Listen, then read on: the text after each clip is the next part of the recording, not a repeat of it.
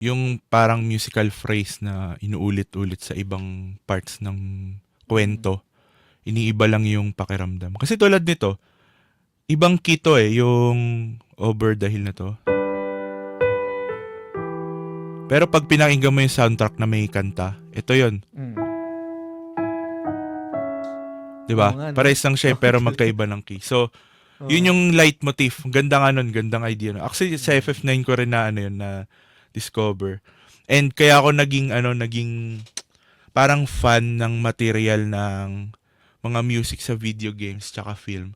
Kasi dun mo yun maririnig eh. Parang may point sa buhay ng character na ito yung tunog.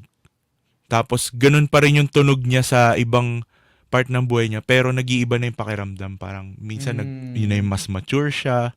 'Di ba? So dito sa case na to, iniintrohan pa lang tayo ni Uematsu dito ng Melodies of Life. Kasi parang ano siya, siguro di ko alam, baka inner thoughts na ano yun, inner thoughts ni si Dane or ni Garnet na si Garnet specifically siguro kasi tumakas siya eh, parang ito yung first time niyang lalabas sa ano, sa mundong kinalakihan niya, parang ganun. Mm.